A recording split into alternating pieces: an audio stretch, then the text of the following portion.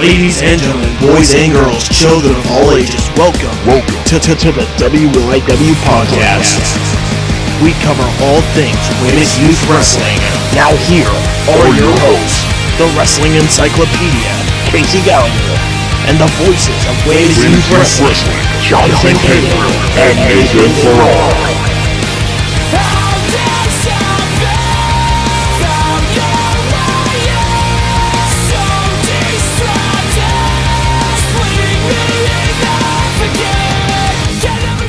Welcome back, ladies and gentlemen. We are here for the last part of WYW, the story so far. About time we had a fucking name finally that actually works. Yeah, guys, our podcasts are so disorganized that we finally came up with the name on the third podcast in. You guys probably would have seen this the first podcast in, but we didn't say it the first podcast in because we're stupid. But it's okay. Hi, I'm John, by the way, but I just wanted to point that out, that it took us to this point that we finally got the name, the story so far. I don't know how we still have our jobs. I'm the Wrestling Encyclopedia, Casey Gallagher. I'm the main man, Nathan Farrar. And as I said, I'm Mr. Excitement, Jonathan Caterer. Alright, let's get started, because we got about 8 matches to cover in 2 different episodes, and then we have a whole mega event which has 7 matches. So, and it's not too far to the end of the day here, so... Yeah. Well, Immortal is tomorrow, man. It's happening. And we're going to be, and also, after this, you guys want to tune over to Future Entertainment, where we will be giving our live predictions on Future Entertainment. So go check that out. It's also, gonna be nice. Get hyped for the final 2 off the books for tomorrow. Luco Lucky and James Archangel, they will be with me, and they will be talking about their matches. Yes. You do not want to miss it. Yes. But, self-promotion out of the way. Let's get into it. Quarterfinals, episode 1. Oh, boy. Obviously, you got to start off with the opening promo package. Kind of have to start off with the opening bit to begin with. I mean, it felt like a movie trailer. It did. If I'm gonna be flat out honest, I thought I was about to watch, like, Avengers Endgame. Which But will actually it's basically that, but with wrestlers. if I'm correct, Avengers Endgame actually comes out tomorrow as well. Yeah, shout out to them. But yeah, Avengers Endgame feel to it for some damn reason, but it was still cool and it was still dope. Yep. And it announced It announced the match format and it announced the competitors. Yes, indeed. And it also announced the first of the final 2 round 1 matches for the Athena tournament as well. Yes. So, and we will get to that later on down the line. With that being said, we're going to get right into it with the open challenge that Owen Finch laid out. A lot of rumored names that we're thinking of accepting. Yep. Jay Lethal, Aaron Stevens, Santiago Rafael were names we tossed around. And it ended, in the end, turned out to be Ramel Tsunami. The Divine Wind. It was a coup to get him, because it really was. As far as one of the best junior heavyweights ever, to lace up a pair of boots, at least in the nowadays form, multi-time IWGP junior heavyweight champion. You have to sign a guy like that. You really do. So if you want credibility and depth on your roster, you need more guys like this. Yes, and absolutely. Ramel Tsunami and Owen Finch had a hell of a match. They did. They went to war. I mean, it was a normal one-on-one. I think it's honestly probably the first ever normal one-on-one in WYW's televised history, which is if not, it's saying a lot. And if not, it's the first one in a damn long time. Yeah, it's because I can't remember the last time I've seen that. But yeah, it was definitely different. It was a high-flying match with 2 gentlemen that had no problem laying into each other as far as striking. But they also had tremendous amounts of respect. Yes. They did. And if they didn't going in, they damn sure had it coming out of it. Match. They did. This was such a good match. You had Owen Finch pulling off the Blue Jay splash. Onto the outside from the top rope. Which is kind of what screwed him, but we'll get to that. Well, I mean, it did screw him in the fact that I think he thought it was false count, but he forgot that, oh wait, this is actually a regular match. But he still did a hell of a job against Ramel Tsunami. I think part of the reason Owen wasn't, he just wasn't prepared for the person.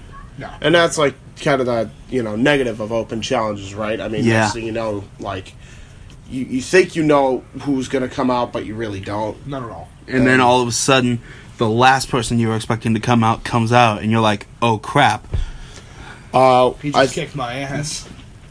We definitely have to talk about, obviously, Owen Finch's offense hitting a barreled owl from out of nowhere, but we'd be reminiscent if we did not talk about Ramel Tsunami's tidal wave bomb, which drops Owen Finch right on his neck, right on top of his fucking head. What was it? The whisper into the wind, whisper in the wind. Easy for me to say. Into the tidal wave bomb, which immediately led into his Divine Wind DDT. Yes, or as Nate called it on commentary, the DW DDT, because he likes to have fun with acronyms. Yes, indeed.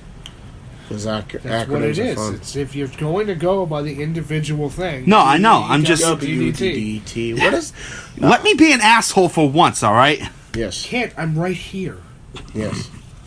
But anyway, it was a hell of a match. Owen did the very best he could, but it just wasn't good enough. It wasn't good enough for Ramel Tsunami. Ramel Tsunami came in there with a purpose. And he came away with a win. And a big one at that, over a well-established, at that point, WYW veteran. He had proven his worth on the house show circuit before the Gold Rush tournament started, and his match with Kyle Weaver can attest to how far he's willing to go. Yes. To win a match. However, he did not this time, and Ramel Tsunami was a little bit more of a, I would say, he's known as the Divine Wind, which is basically, in a semblance, a hurricane. Yeah. But he's very calm, cool, and collective when it comes to his strategy, and that's what I think like I noticed. Like a flowing ocean. Yes. Yes.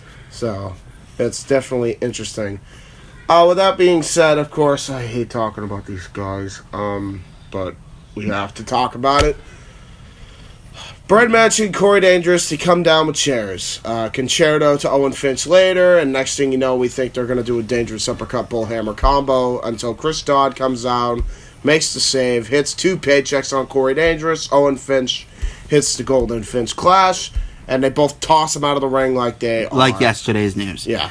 And the Maggies. And the best part for us, Brett Mention's night was nowhere near over. Oh, no. No, not at all. No, not at all. And he was, backstage before he even came, as the promo was going on, which we will talk about in a minute, Jim Cornette just laid into him. Tongue lashing. If you ever seen Jim Cornette and Dairy Queen, this was pretty much the equivalent of that. Like, do I want to know? Dairy Queen. You don't know about that story? Do I want to know? Now I want Dairy Queen. Well, do you know you about piece of shit. Why would you... Since Casey doesn't know, I God damn it, why would you do this to me? How could you do this to me? Well, okay, so... You are tearing me apart, Nathan! But, okay, so for those who don't know the story, and this is basically how angry he was at Brett Mention. Jim Cornette, back when he was running Smoky Mountain Wrestling, was with Lance Cade, Chris Jericho, and like a bunch of the guys that he worked with during that time. It was like a van full of 8 people. Goes up to the Dairy Queen drive-thru, and fucking band. Yeah, right. They order $42 worth of food. It's a lot of shit. What the fuck? So they order it up, and back then that's like a fortune. Right. Especially when you're traveling by van on the road. Yeah, exactly. So. They're waiting 15, 20 minutes because the drive-thru, I guess now on or whatever. Yes. And they finally get up to the window, and they were like, and he was like, "We ordered the food. Burger with no ketchup." Didn't even start making it yet. He's like, "What do you mean you didn't start making it?" And the woman goes, "I thought you were kidding. I didn't think you wanted it." And he's like, "What do you mean I didn't want it? It's not like we ordered the food in the side of the fucking bale, goddamn." And then Jericho, being an asshole, stirred the pot, and he's like, "What do you think we are, a circus act to you?" And then a fucking circus act to you, which the woman then goes and says, "Sir, if you cuss me out one more time, you're not going to get any food." Jim Cornette, then proceeds to get out of his car as soon as she says that, goes up to the drive-thru window and just scream at her, "Hey! We ordered the damn shit!" Just fucking cuts the promo of a lifetime on the woman working the Dairy Queen drive-thru window. Keep in mind, Tammy Sitch and Chris Candido are on the outside. They're on the outside. They're in the restaurant high school kids. They're just some stupid high school kids. You know Jim, bro. He cut the promo. He cut the promo of a lifetime on a Dairy Queen chick? Yes. Where the hell was that angle when he was actually on camera? That's it. They actually joked about that. Jericho's like, "Oh, back over to the drive-thru at Dairy Queen. Jim Cornette's cutting a promo right on the Dairy Queen drive-thru lady." It's so stupid. But I'm so glad we're talking about something that is on the show. Well, I mean, hey, I'm just putting it in perspective of how pissed off Jim was at Brett, and people knew who I was talking about, but we had to inform Casey. Casey could not know that story. I'm surprised Jim didn't even tell you yet. Well, it sounds like a period of his life he would not relish revisiting, and truth be told, I do not blame him. What are you talking about? He fucking did a whole podcast on it. Yeah. It's funny. You should go watch it. Anyway. I've slept since the last time I checked the Wrestling Podcast World. Anyway. Well, I mean, that's what happens when you're on this job 24/7. But anyway, as we were saying, that's how pissed off Jim was. I think that was the whole point of me telling that story. With that being said, there was a fucking point. Yeah, Brett got a ton lashing as the promo was going on. So now we talk about the promo, which was something. Man, James Archangel was pissed off. I mean, when one of your friends is almost, killed. Yeah. Almost had his entire career ruined in about a flash. Yeah. Seriously, if you get the chance to watch that match back, it literally happens in the blink of a friggin' eye. Yeah. How fast that hit, it was within a fucking blink. Yeah. But yeah. That match is... It was fun. Is an evolutionary match. It's one of those things that we get to see two guys get in the ring that have hatred towards one another. And they get in the ring and they try to prove who's the best. I would say... one guy on a righteous crusade to avenge his friend. The other one... Thank you, Nathan. Yeah, yeah, I mean, the promo kind of speaks for itself if you guys just watch it. I mean... That's... What, 4.5, 5 minutes? Yeah, and it's... Of just... I don't even know how to describe it. He calls that the tongue lashing. Well, both of them had a lot of stuff to say to one another. They said a lot of shit to him.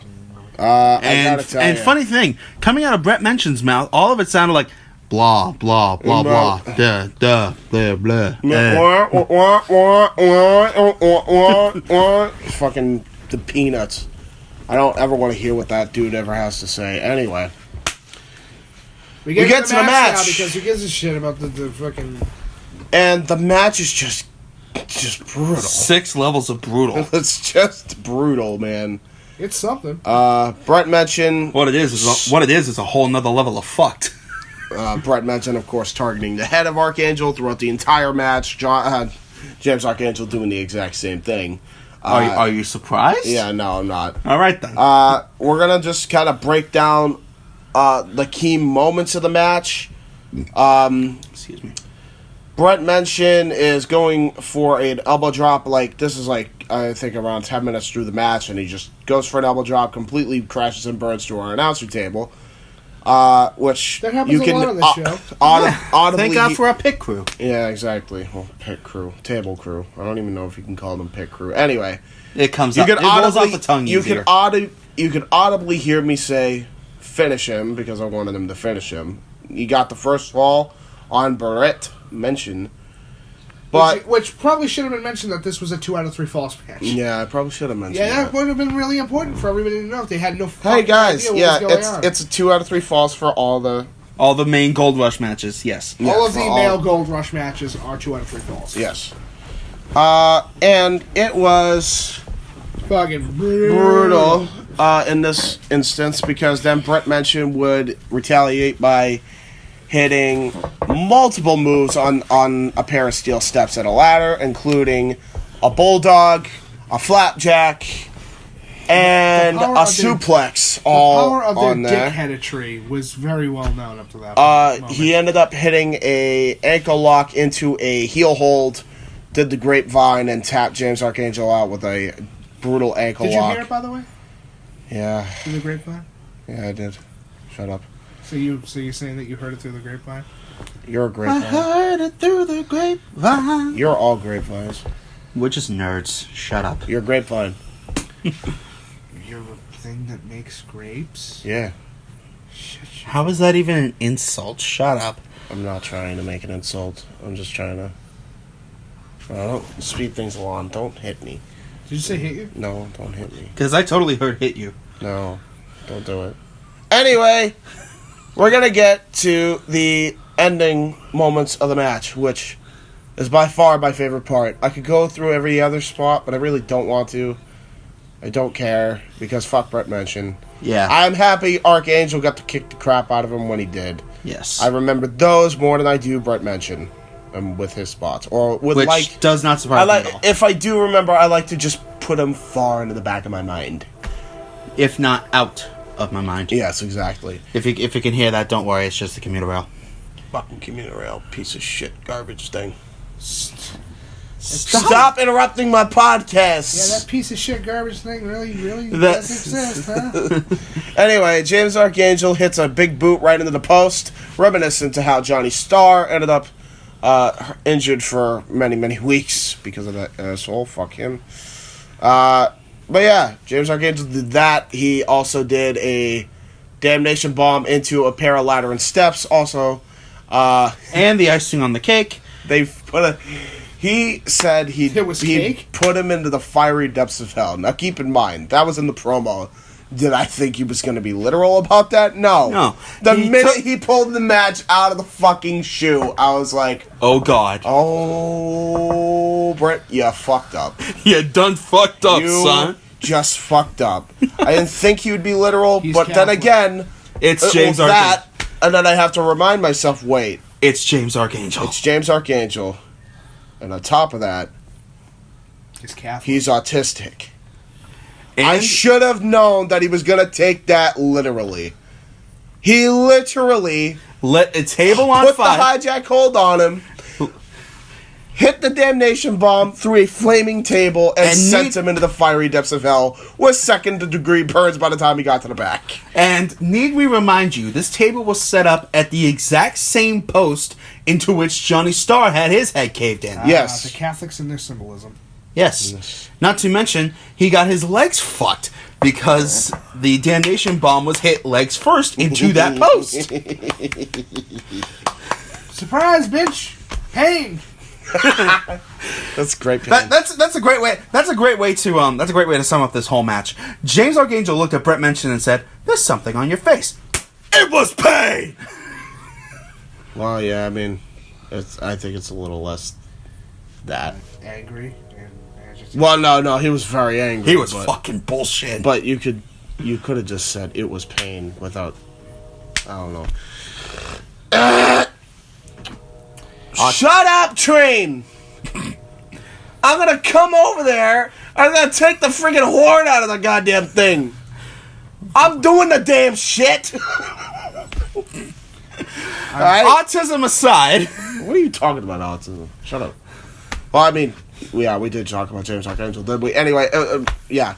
James Archangel, I'm glad he moved on, and that's all there is to it. The guy deserves it, and he would go on to fight a man who shall not be named until later. yes. But from there, we go to the third Athena match of the Athena tournament in round one. Which It was is also the third match of the night.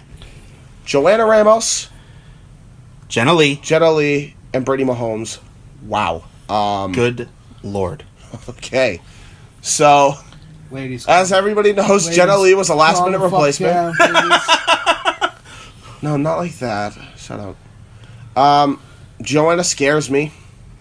And me. I think Well, both for most me. D4Cs are scared of women. I've never even been married. Yeah, what are you talking about? Thank God. You know, I mean, I would. look, take it from me and Nate. You don't want to get married. Bad idea. It's a bad idea. Just telling you. Stay single for a while, bud. You don't need it. Anyway, that's beside the point. Yeah, this match was just brutal. Again, my God.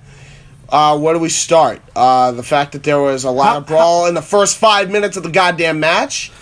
How about the fact that... How about we just skip all the bullshit and cut straight to the eliminations?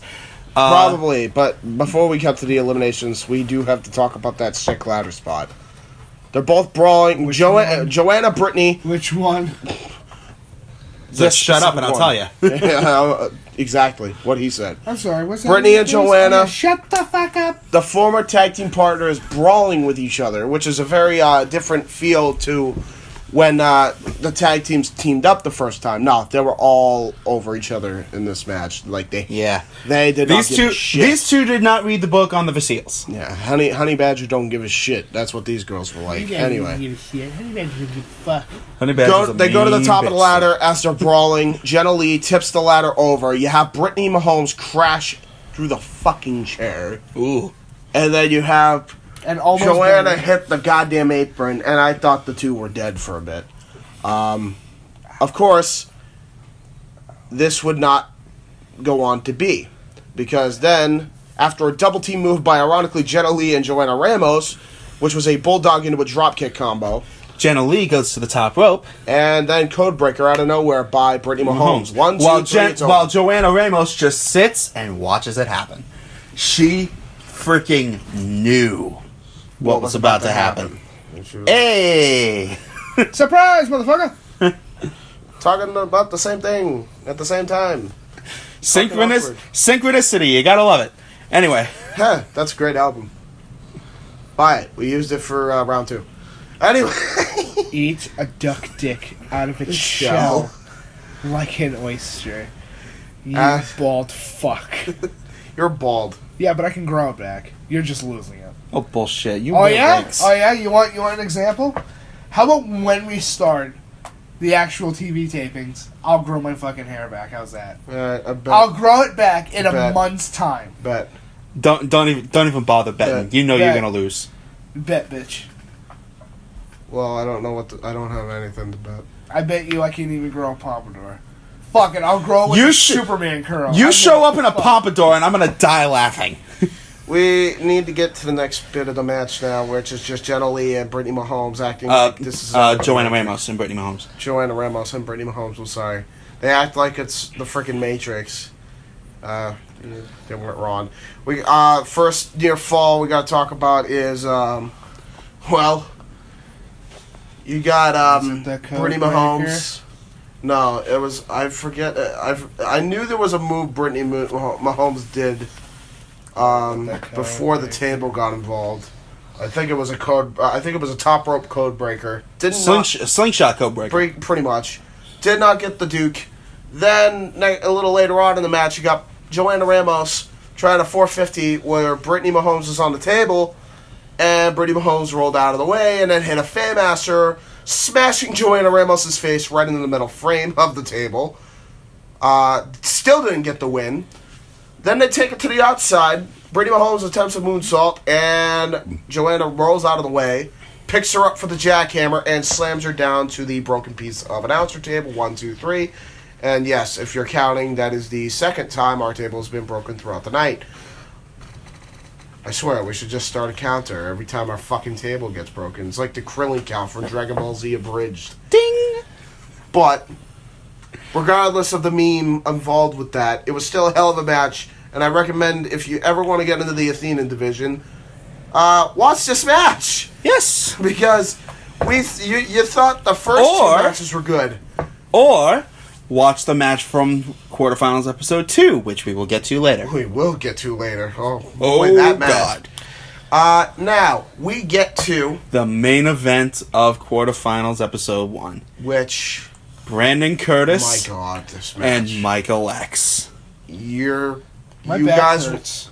You back guys... hurts. Your back hurts? How the hell do you think Brandon Curtis felt? You guys want to see a 5-star encounter? First he gets hit, then he gets hit again, and then he gets slammed.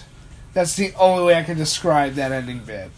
He gets hurt, then he gets hurt again, and then he gets fucked up and he hits the crowd. But let it not be said that Brandon Curtis went quietly. He actually managed to... No, he went screaming all the way to the ground. Yes, but... yes, but he actually managed to tap out the Boston Devil under his own... the first fall. Under his own honor. Yeah, and then he got the second fall. You name one...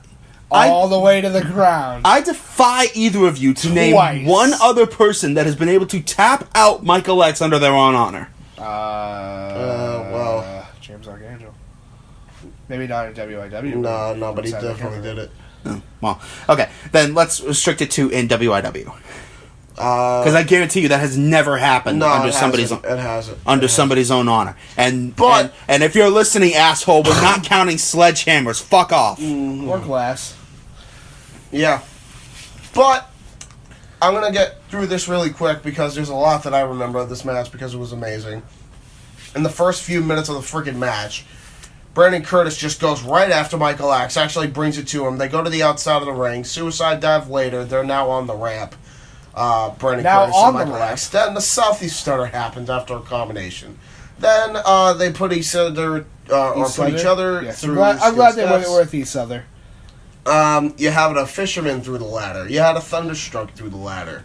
God, what else? I mean, you had a thunderstruck counted out. I think the easier question to ask is what didn't they do to each other? Yeah, you had Brandon Curtis hitting a spear through the barricade. Before that, you had Michael X and him climbing to the top of the ladder. You had Brandon Curtis attempting a thunderstruck. Gets reversed into the judge's gavel. Onto the steel steps, which stuns Michael X, so he can't really capitalize right on. Tesla coil. He quelled the lightning and stricken the thunder.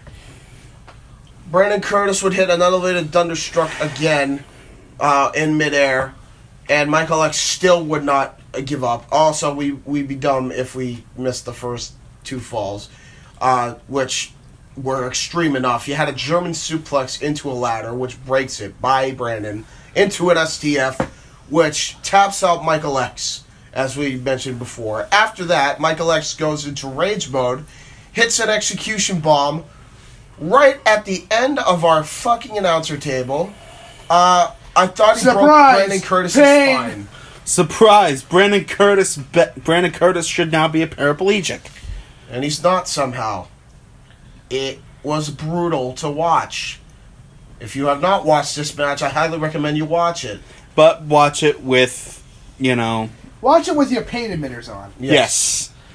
Yes. Get to the ending moment after Michael X is repeatedly telling Brandon Curtis to stay down, pulling out all the stops, and Brandon Curtis will not die. They go to the top ladder one last time. Michael X says, "Okay, my turn, bitch," and then choke slams him from the top of the ladder to the outside on a piece of our broken announcer table. Much like the Thunderstruck in round 1 that took out Eddie Kelly. Yeah. So. Well, because as I've said before, he said, "Fuck it." Michael X said, "Fuck it," and oh boy. Brandon Curtis would not die. Michael X had to kill him. He almost did. So then he did die. Brandon Curtis, despite the loss, would shake Michael X's hand. Michael X would reciprocate the respect. I'm glad they reciprocated. And shut up. I'm tired. All right. It's been a long day of prep. All right. It's been a long day of one-handed masturbation. That was last night.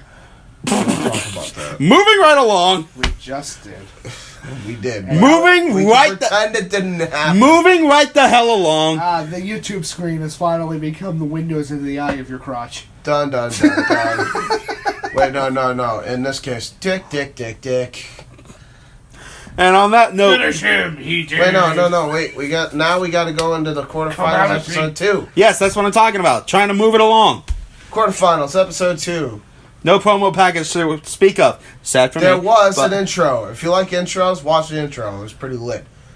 But from there, we go into the very first match, which was a challenge by John Gray to Jack Robinson. This is Jack Robinson's debut. Jack Robinson happily accepted. This really kind of started because of what Jack Robinson and the London Devastation And of course, because did to Taka Michinoku. Because we were running out of weapons during the night, we decided to have this as a one-on-one single competitor match with a 20 count. Well, gee, considering of round 1 and round 2 respectively, I wonder why we ran out of weapons. There was a fucking bargain deal at the Home Depot, okay? We had to buy things in a package, okay? It's like a loot box. You just don't know what's in it. What about Lowe's? But when you open it, you know it's like, oh, EA, you fucked me over again. What about Lowe's? Actually, they're basically 2K, aren't they? No. Yeah, they are. I didn't even think about it like that. But there's just not enough DLC for this. Okay, anyway. Wink, anyway. Anyway. Wink. Okay, this match was probably one of the... Probably the smoothest match this company has ever seen. It's nice and smooth. I mean, yeah, definitely smooth if you... Like a smoothie going into a blender. Yeah, I was about to say that's the best analogy. And then getting dumped out on a very nice paved road. Guys, they just brutalized each other a lot. Without weapons, which blew my mind. They had a couple... There was only one weapon. Actually, hands! Technically, they did not use the weapon. It was chair-placed items. A chair and steps. That was it. They brutalized each other mostly with their hands and their feet. And in Jack Robinson's case, his fucking feet. Because holy shit, how many key lock kicks did he hit on this dude? He stomped the fuck out of his face. Yeah, a good chunk of this night. Yes, he did. I'm surprised John. Not my favorite. John Gray should have a boot print.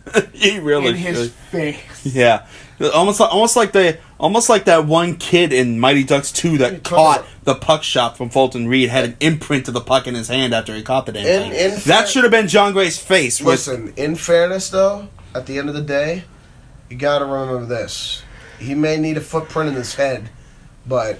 I think Jack Robinson needs a dent. It should have a dent in his forehead. No, but you know what? Not in his forehead. A dentist. Not in his forehead. In his gut. Do you have any idea how many times John Gray hit that friggin' Winchester rifle? The elevated one was shocked the hell out of me. I thought he had the match won. And then he did something really stupid. And he went to the top rope. Really? But this is what... Oh, can we talk about the dueling clothesline from hell? Thank you, John. Those were brutal. Dueling clotheslines from hell. Those might have been the most brutal clotheslines I've ever seen. Impossibly. Oh no, those are brutal. Those are very, very brutal. Brutal. John Layfield, you better watch out. They're coming for your spot. Nah, who cares? He doesn't wrestle anymore. He had to give up the women's name because he sucks. Regardless of what wrestlers suck and don't.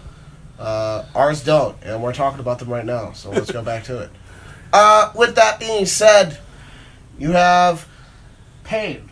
A lot of pain. And a lot of hurt. And a busted molar. Welcome to the Hurt Walker, motherfucker. John Gray hits the gunslinger. Tries to go for the elbow drop because he was successful in it once before against Jack Robinson. But this time he wasn't. Jack Robinson rolls out of the way. Hits the Brexit breaker. Hits the Brexit breaker. 1, 2, 3. He takes out one of his molars in the process. I will also mention, because I feel like this spot needs to be mentioned before we go on to the next subject, basically. While they were on the outside, Jack Robinson unveils a new finisher known as the Fisherman Driver. Onto concrete. That hurt. I bet. I don't want to feel that. As you were saying, Nathan. We talked about equal, things in this show. John gets a boot print in his face. Jack gets slammed a shit ton in the torso. How do you retort that? I take your fucking molar, because now you have to go to a dentist to get that shit fixed. Yeah. The next one's 3 countries over. Yes. And with that being said, speaking of countries, well, Jack was from a country. Speaking of a person who is from another country, or a nationality is as such, Deanna Tommaso, who was in the 4th round Athena 1 match for the Athena Championship Tournament. Dude, that segue was a stretch and a half. I know. And he can't even stretch.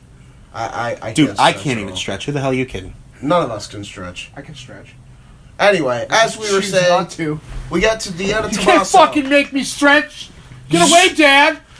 You got Deanna Tommaso versus Lizzie Gray versus Rebecca Rose. Oh my God, where to start with this? Here's how this starts. One of the greatest in-ring technical spectacles that I've ever seen in my life, and yes, that And needs to be also a t-shirt. extreme spectacles. Pair of glasses that says technical across them. The technical spectacles. Where do you come up with this shit? You watched me do it! Listen, we're gonna get into the spots here. You got a freaking back. You have Technical spectacles, well, I didn't watch. a back suplex onto Lizzie Gray through a table by Rebecca Rose. Do you need technical spectacles to see the high octane shit? Oh no, I'm sorry. It was by Deanna. I think it was by Deanna. Rebecca gets arm dragged when trying to charge at her after the suplex.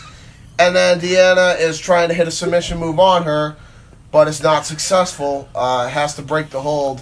Next thing you know, or no, it was to Lizzie. She had a submission on. Rebecca hits a German. And then another German. Lizzie then hits a neck breaker. And then Rebecca does a face buster, which then is countered after that into a scoop power slam by Lizzie. To which Nathan then goes and says, "This is some high octane shit, gentlemen. Oh my God." And thus was a meme born. Yes, and it has not died since. Surprise, motherfuckers. Surprise, Scarface! Surprise, motherfucker. But yeah, that was probably one of the fastest sequences in wrestling history that I could ever recall. It happened so fast. There was an Nathan, elimination, not even Casey and I could not even call it. Oh, we called it. Barely. We just wanted to die right after the match because we kept going. You had a facebuster maneuver by Rebecca Rose onto Lizzie Gray, and then all of a sudden Deanna Tommaso came from behind, hit a chop block, smashing. I will be Rebecca, back in just a second, boys. Nature it calls. He's got nature going on. All right. Well, we can do it. So. Woo! All right. So yeah, you were saying. Christ. Yeah, you had Deanna Tommaso hit a chop block, which sends Rebecca Rose's leg right into the ladder. That was brutal. Yeah. The match spills to the outside. Basically a spear by Deanna, a corkscrew splash by Lizzie, and then another crossbody by Deanna Tommaso, all on Rebecca Rose. But then they go and break the table. No, hold on. The cradle DDT, skull to skull. Oh God. And then Rebecca Rose is put through a table. Or no, it was Lizzie Gray, I believe, was put through a table. Somebody was put through Deanna Tommaso to Lizzie Gray. Somebody put somebody through, I believe it was the announcer. Rebecca table. Rose hits her rose pedal sequence, practically all on concrete and on broken remnants of the table. Into the frog splash. So for those who don't know the rose pedal sequence, it's 3 Germans, 3 vertical suplexes, and a frog splash. But because the referee was out of position, because he was trying to check if Lizzie was okay. It took him a while to get in position. Which I believe was the factor which allowed Deanna Tommaso to kick out. With that being said, then you had a double team move it was basically an elevated neck breaker by Lizzie and Deanna onto a kendo stick and the broken piece of table. Deanna Tommaso just smashes the kendo stick on her a bunch of times, and Lizzie Gray hits the moonsault to effectively eliminate Rebecca Rose. Then it gets down to Lizzie and Rebecca Rose. And this is where shit gets real right quick. I wish Nate was here, but he's in the bathroom and there's nothing we can do about it. It was by far up to that point the single most brutal Athena section we have ever borne witness to. Deanna Tommaso, I'm just going to cut right to this point. Deanna Tommaso sends Lizzie to the outside. Climbs the ladder. Hold on. I know how this. I remember vividly. I remember too good how this happened. She's to the outside after getting pretty much slugged by Deanna. Goes to the top rope, does a missile dropkick, then does a DDT. Goes back inside, climbs the ladder, and was like, I'm going to use my head. So she taunts to the crowd and does a fucking diving headbutt all the way from the top of the ladder to the goddamn floor. Onto Lizzie Gray. And this is where I have to come in and apologize. I kind of fucked up on the call. It was not actually skull to skull. We were able to take a look at it from a couple of different angles later. Deanna actually missed Lizzie on the headbutt by the smallest fraction of an inch. Oh, she still hurt her. Like, badly. But it was not... The contact was not as bad as I thought it was. The point is, Deanna and Lizzie were going ham. Lizzie kicked out of this freaking move. Are you kidding? These two looked at the ham and went, huh, pussy. Yeah, well, I see. What if the ham was female? Let's not get into that. Anyway, then Lizzie was like, fuck this. Sends her into a pair of steel steps. I'm gonna put this bitch away. And then climbs the ladder herself. Does a moonsault. Cleared the distance of the freaking apron. Still doesn't end the match because why would it?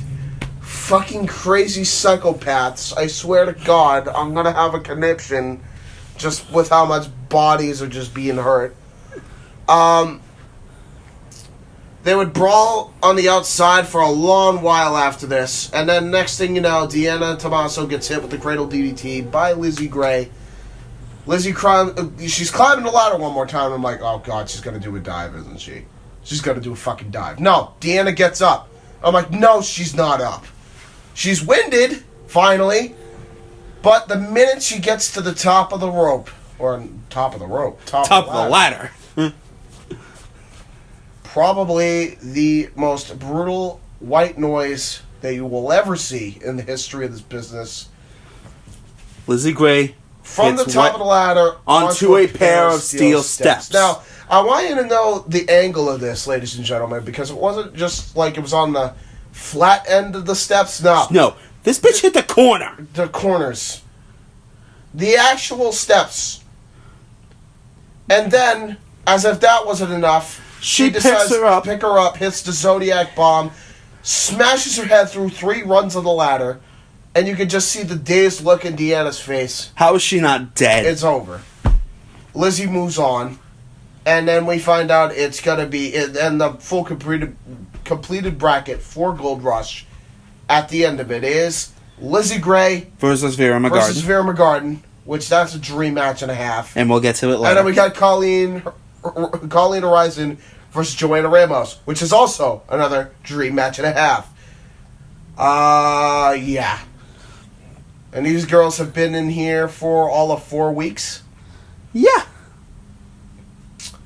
Yeah, I think they've. Pretty well established. Here. I think they've pretty well established themselves. And if this is just, triple threat round 1 matches, I can't wait to see what happens in Full Metal Mayhem. And we will get to what happens in Full Metal Mayhem. Because that was my thought going into this. But before we do that, we have what is, in my opinion, the quintessential WYW fight. and you cannot change my mind on this, Sean Maverick versus Taka Michinoku is WYW. Now, in order to talk about this, we are going to need to have Nathan in the room for this because we just do. So, we're not going to take a break because we said we were not taking a break until quarterfinals are completely done. So, granted, we are only 2 matches out, but still. So, with that being said, we're just going to talk about a random bullshit matches, whatever we want to talk about because we go off topic anyway. You're used to it. Fuck it. So, I'd laugh if he walked back out here right now. Yeah, exactly. I guess while we're here, we'll talk about some announcements, obviously, that have been made because I want to make sure that I kind of understand what's going on in Immortal. So everybody knows that Johnny Starr and James Archangel are fighting for the international title. Yep. Because of the grudge that Johnny has, obviously, with James Archangel. Which I still don't know why that's a thing. Yeah, but it is, and it's sad, and I don't like it. But it is what it is. And James Archangel has made clear to me he doesn't like it either. Yeah. They've decided on an ultimate submission match, basically. The only way you can win this match is to have the submission in the ring. There are no countouts. There are no disqualifications. You can leave the ring, but you can't tap your opponent outside. You can't tap your opponent outside of the ring. Essentially, I guess the best way I can explain this would... Think of Bret Hart versus Steve Austin WrestleMania 13, and you get the general idea. And well, as far as the concept for the match, but I'm thinking more of a in practical terms. Imagine a bare knuckle boxing fight, but with wrestling involved. And instead of knocking your opponent out, you have to submit him. Yeah, you can brawl everywhere, but you just have to win the match in the ring. Yeah, you have to win the match in the ring, essentially. In this case, yeah, that's the best way I can describe it. So that's happening, and I just farted because I had a lot of food. So yeah, we ate before we did this. Yeah, gassiness. Anyway, as we were saying, other stuff going on with Immortal.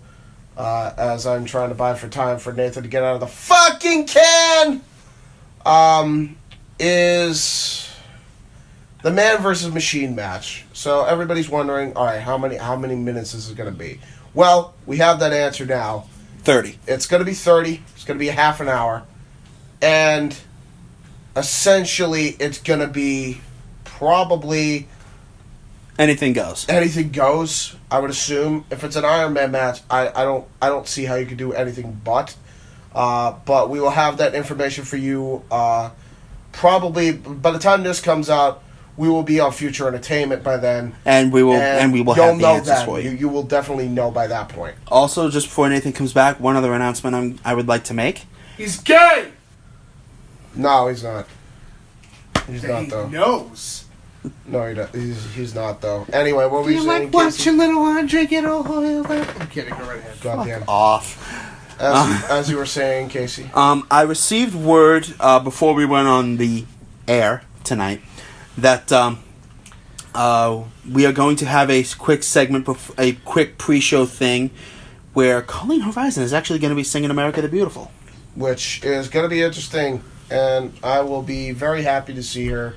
Again, one of the we call her the Joan Jett of WYW. Well, now she gets to be the Joan Jett to open up Immortal. So there you go. Surprise, motherfucker! Is that just going to be your new catchphrase? Is that the new high octane shit? Yeah, just saying it right Surprise, now. motherfucker! Yeah, that's kind of an old joke, but yeah, I think the most widely known usage of that phrase comes from Dexter, the TV show. No. Some of them. Good attempt, but no.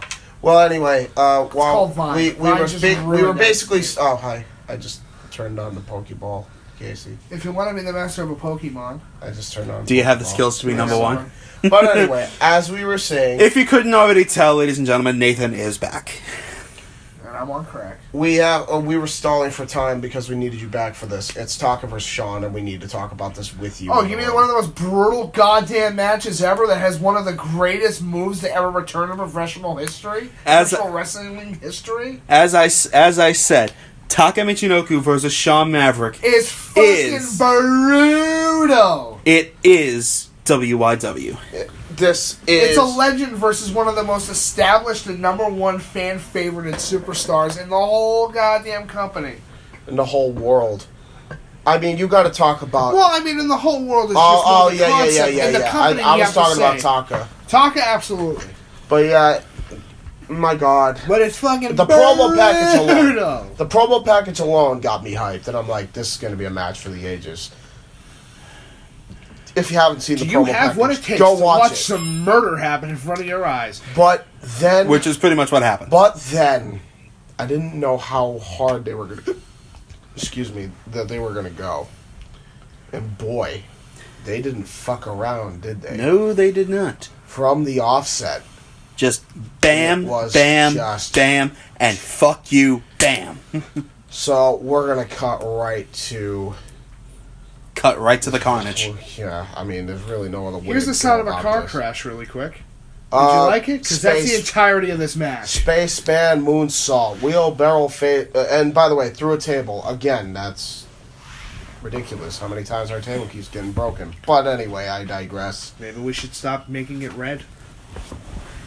My table isn't red. Well, it has some red, but yeah. This match was just hard to watch, but also really cool to watch at the same time. Yeah. Because it's Sean Maverick versus Taka Michinoku. And they're just going nuts. Yeah, we're going to cut right to Taka Michinoku hits a brain buster, and it busts over at Sean Maverick. You know what happens next. Rage. Never ending, unadulterated fucking anger with hands starts running at Taka at full speed like a fucking freight train going off its own rails. He got hit so hard that he didn't go into next Tuesday. This motherfucker skipped a calendar year. That's how hard he got hit. He hit a wheelbarrow facebuster on the ladder, which sent it to the outside of the ring. That's how much force was behind this goddamn thing. It hurts. It hurt to watch. It still hurts to remember. He went straight. I don't think Taka remembers. That's he went how hard from he got that hit. to the anaconda vice, tapping Taka out in seconds. Literal seconds. That was the first fall, ladies and gentlemen. Then Taka somehow kind of rebounded, and then would he sent Sean to the outside of the ring despite the rage. And that was so stupid. Because then, we've never seen it but until this point, Taka goes for a dive. Identified! Bam! And he hits him so fucking hard that I think I found one of his teeth inside the crowd. Dude.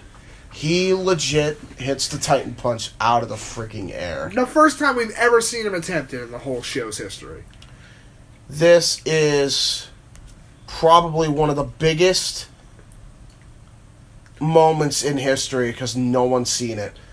Sean was kind of taken aback because, again, he just got dropped on his head a lot in this match. Dude, and he could not capitalize right away. For instinct, brother. And then the combos just started to happen.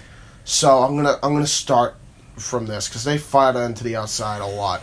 But first, I'd be dumb if I didn't talk about Taka just getting out of the way of a table shot Sean was trying to do, drop kicking the table into Sean's face, put him on the table, and he does a 45 feet jump.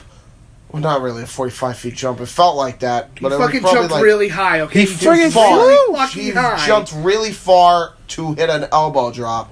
This smashes Sean's head on the concrete.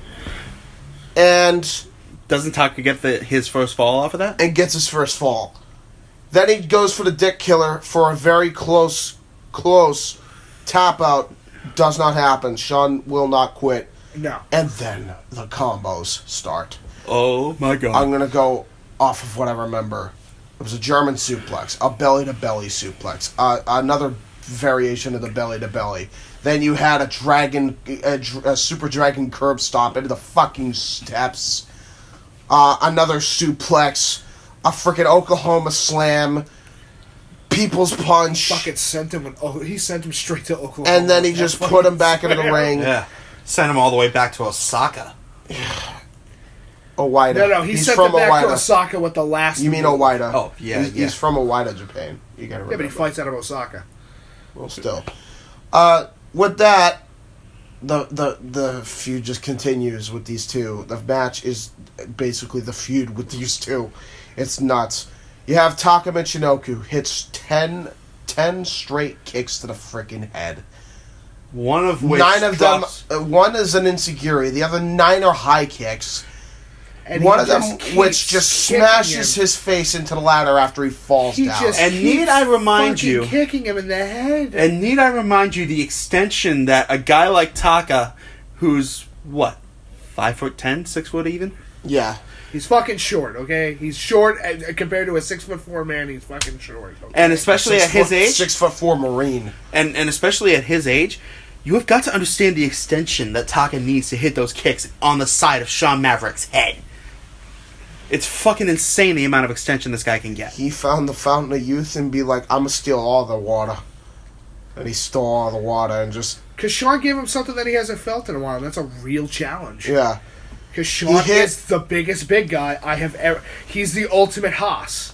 He hit a Michinoku driver after the kick combination. Right onto the ladder, onto Sean Maverick's infamous bad back, into an elbow drop. Still not enough to get the goddamn fall. And then, next thing you know, the match continues. Sean Maverick gets hit with the biggest drop kick I've ever seen into all the hardware. Taka Michinoku, he goes for the moonsault into all the hardware. Yes. Goes for it again. Sean says, fuck that. Titan punches in midair again. Hits the people's punch. Then he hits the 12 gauge onto the ladder. Then he decides, nah, I ain't done. Puts him into the frickin' apron. Hits a back suplex off the goddamn apron. And then the next thing you know... He's putting the ladder up against the ropes. Yeah. And I'm like, what's that going to be used for later? But Pause. Taka still doesn't give up. Dude, shut us. It's not over yet. I know. The fact that Taka keeps fighting Yeah. is ridiculous. He should have been dead 5 times. At Sean least. also should have been dead at least 3 times. But no. They said fuck dying. Yeah, exactly. So what happened was... And then this next sequence of moves by Sean was probably his most brutal moment under the sun. You sure? Oh, well, we'll see later. But remember, Listen and we'll take you back. Steel chair shot right to the skull of Taka. And again, the Puts ladder... the chair on his face. Now, again, the ladder is against the ropes at this point. He then hits a concerto with the ladder and chair. Similar to what he did in Ori Dre in round 1, which we covered in the last episode, which, if you haven't watched it... Go do it! Go do it. Just watch them all, then come back here, and then you can probably agree with us that, holy shit, what the fuck was that? What did I just watch? It was pain. What Yes. just happened? Sorry. And then Taka, he's in a daze after the concerto. Sets the ladder back up on the ropes.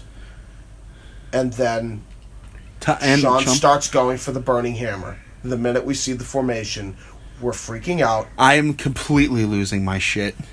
And then he hits the goddamn move. Onto the end of one of the ladder's legs. A wrestling move that, to my knowledge, was fucking banned. In multiple... Worldwide. For obvious reasons why it was banned. Yeah. And The ladder is even worse. He put him through fucking 3 goddamn runs on the top of his head and neck, and then down to the goddamn mat, bouncing his head like a goddamn basketball. 1, 2, 3, Sean Maverick moves on. God, I felt bad, and I said that before the match. I didn't feel bad for Young, but I would have felt really, really bad for Kyle Weaver if he was next to advance. Yes. Holy shit. Sean and Taka somehow still standing, showed respect.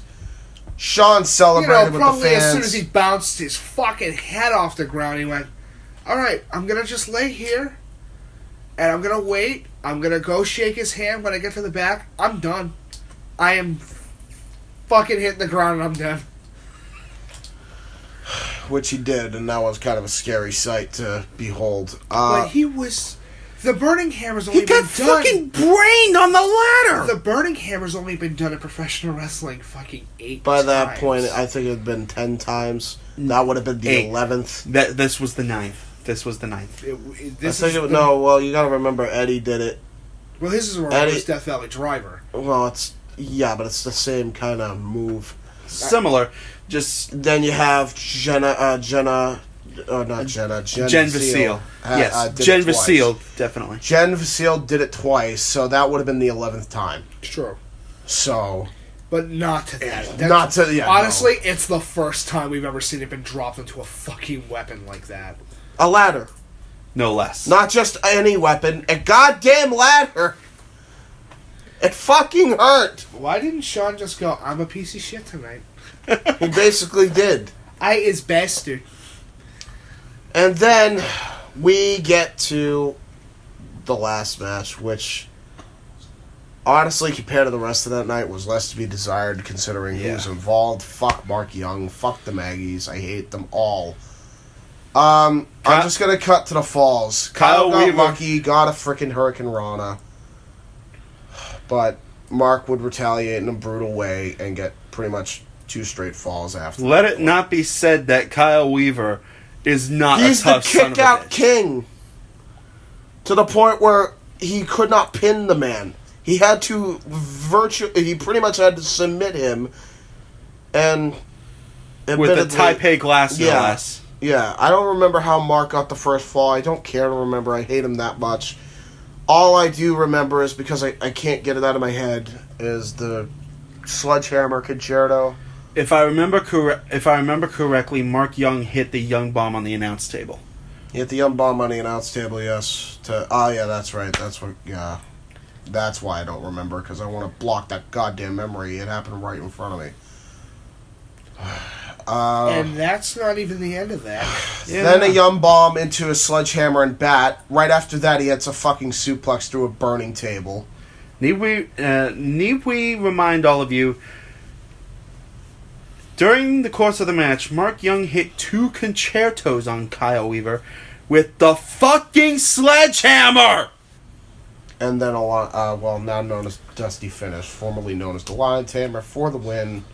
With the Taipei glass. With the Taipei glass shoved in his freaking hands again.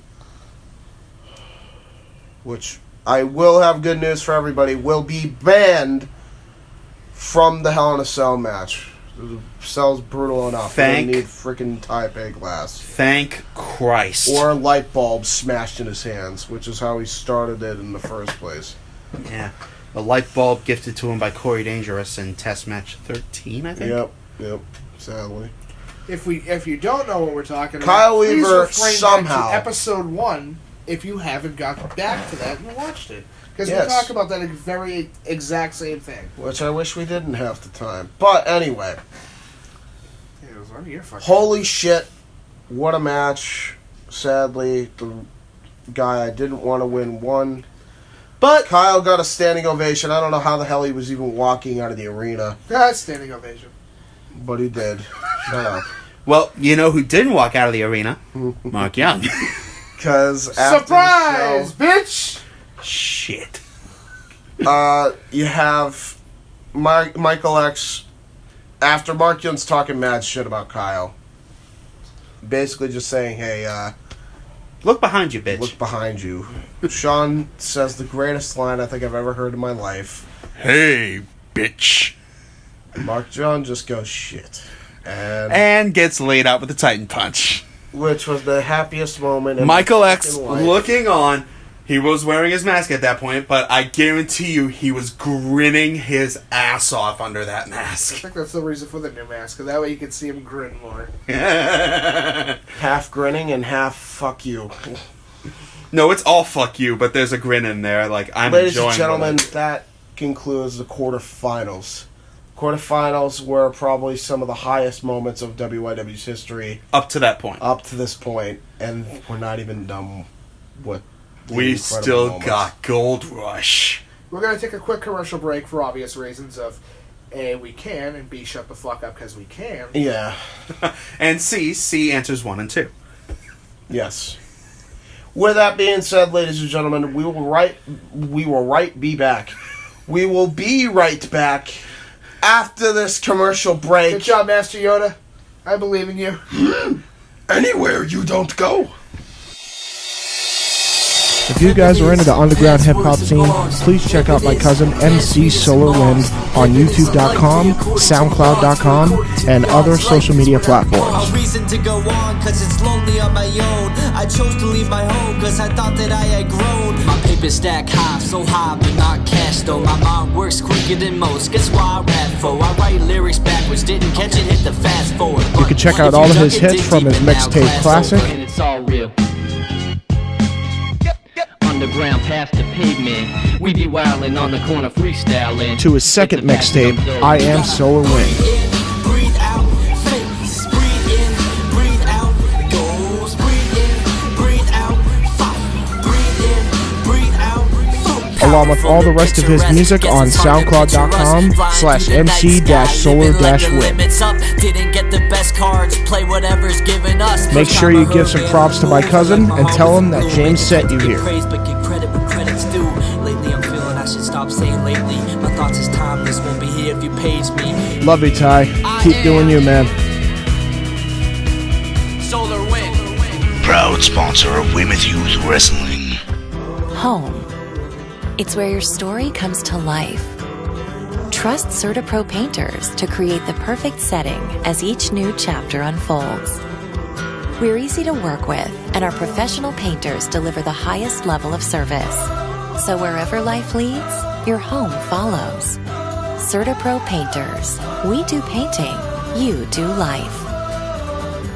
Schedule your free estimate at CertaPro.com. Proudly sponsored by Weymouth Youth Wrestling. Hi everybody, my name is Gary Hebert with the World Academy of Hockey. We all know Gary is a great skater and also a great stick handler, enthusiasm.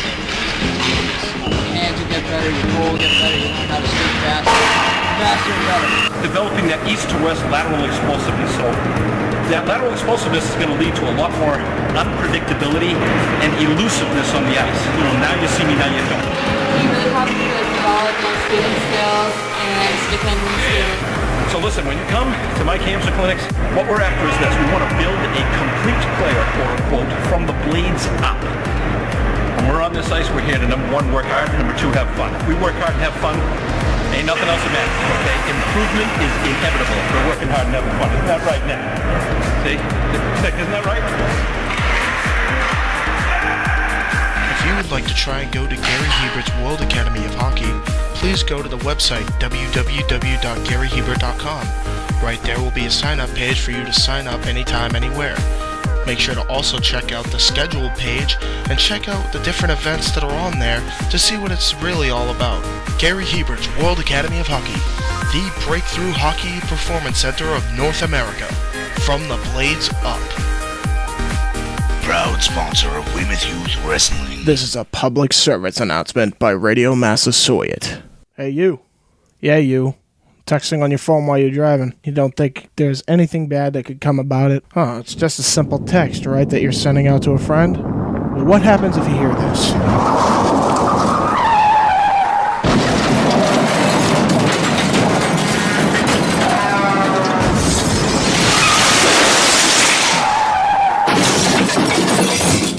That's you in a car crash. And pretty soon, you're going to be leaving behind your family, friends, and loved ones. Next time when you're on your way to school, Wait until you're off the road to text someone. This public service announcement about texting and driving was brought to you by Radio Massasoit, where success starts here. Labeled one of the best rock bands in recent memory and future rock and roll Hall of Famers, Disturbed are back with their newest album, Immortalized, featuring their hit single, The Vengeful One.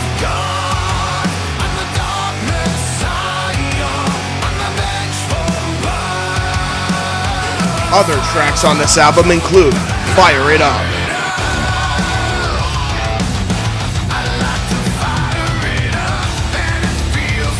Save Our Last Goodbye,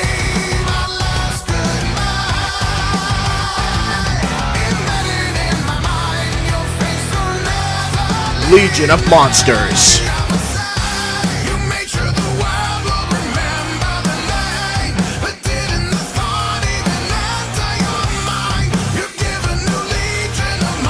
the official WYW Gold Rush quarterfinal theme songs, Never Wrong, and The Brave and the Bold.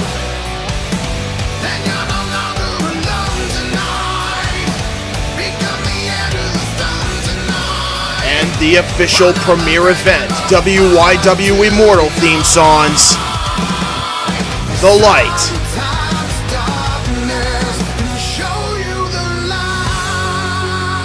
and Immortalized.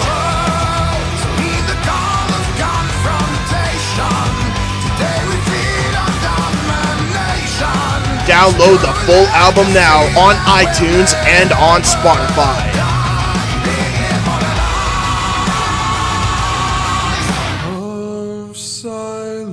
Disturbed, Immortalized.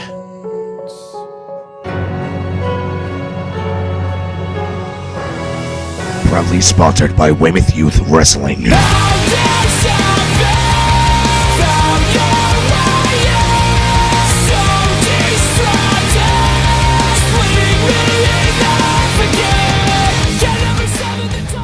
And welcome back to WYW, The Story So Far. Woo! We're finally caught up almost. All we have is Gold Rush. Which, we're not going to necessarily do a speed run, but we are going to go faster than normal because it's all... Well, to be fair, event. this is just one whole show that takes about 5 hours to get all the way through. So if you have like an afternoon where you're like... Four and change. Well, about 5. It's yeah, going to 4 be and a about quarter. 5 if you include all the 4:15. Yeah. Is that 4 and a quarter? I think that's 4 and a quarter. Yeah, 4 and a quarter. We'll just say 5 because time you're is want some weird time to when take it the comes to breaks and numbers. shit like that. But anyway, it's a 4.5 hour show. It's interesting. You're going to get through it. It's not that bad. There's 7 matches in total. Let's go from start to finish. Let's see how fast we can get this done. Ready? 3, 2, 1, go. That promo pack. The promo pack is to begin the night. Well, we talked about how the quarterfinals made you feel like it was endgame. This is pretty much similar to that. And then it ended with the underrated music video package, which got me hyped as shit for this fucking show. To call was an honor. To be there was awesome. And the matches were spectacular. I highly recommend watching the show if you want to get into professional wrestling of any kind. Yes. With that being said, we're going to kick it off with the opening match. Oh my god, fuck the Maggies, but they do have some really awesome spots. I hate that was just instantly... Yeah, good show so far. Start off, fuck the Maggies. Well, you gotta get it. You gotta get it out of the way. But it's Brett mentioned Corey Dangerous versus Chris Phoenix and Jones Meister. The Almost Cousin Alliance. As the Almost Cousin Alliance. These two teams beat the hell out of each other. You started off right off the bat. Surprised, are we? Yeah, no. It was, but the great thing about this one, it wasn't even a 10-minute match. It started off with a bullhammer, your freaking dangerous uppercut combo by Brett and Corey, completely knocking Chris and Jonas out of the air.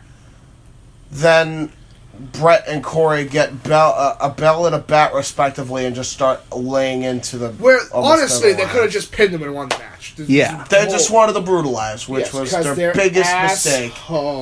Because Chris Phoenix and Jones Meister would fight back into what eventually would have been... Oh my god. The photo finish by the end. So it basically started with a finisher, ended with a finisher, where Chris Phoenix and Jones Meister hit their respective finishers. Jones Stunner, Arrow of the Bird. Arrow of the Bird was hit twice by Chris Phoenix. And did twice the damage that it should have. And it also caused skull-to-skull contact when, I believe it was Brett who fell from the Jones Stunner, and Corey got the Phoenix Driver right into the head of Brett Mention. 1, 2, 3, it's over. Just like that. By the way, this is a tag tournament, a mini tag tournament. That is kicking off tonight. Because it's like Jim Saturday went. Well, that night. Fuck. We need tag team champions. We need tag team champions. And, he's like, tag team champions. wait, if we're going to do this, we might as well do it here at Gold Rush. And he likes tag team wrestling, so he did the tag team thing right here. We had 4 of the very best teams go at it. These were 2 of the best. Well, 3 of the best and the Maggies. Yeah, fuck the Maggies. But yes, the Maggies got eliminated, which I'm happy because they're finally getting your comeuppance by this point. Comeuppance. It's a real word. Shut up. I know, it's just funny. Yeah, he's not wrong there. But it's a funny word. Comeuppance. You know what else is a funny word? Dick. You could use that for anything. Pretty funny. You can't. I can't because No I'm not woman funny. will touch you. Huh? No woman will touch you. That's horrible. You're an asshole. You know that? Yeah. Well, let's right here on the shirt. let's rephrase that. No woman will touch you anymore. Oh, okay, John Oliver, you motherfucker. Is that where you got that from? No. I don't even exactly what he said. I don't even watch him.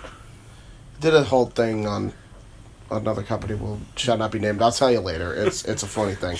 Anyway, as we were saying, from there we get to the next match, which is a Full Metal Mayhem. The Colleen first Horizon of the semifinals of the Athena title tournament.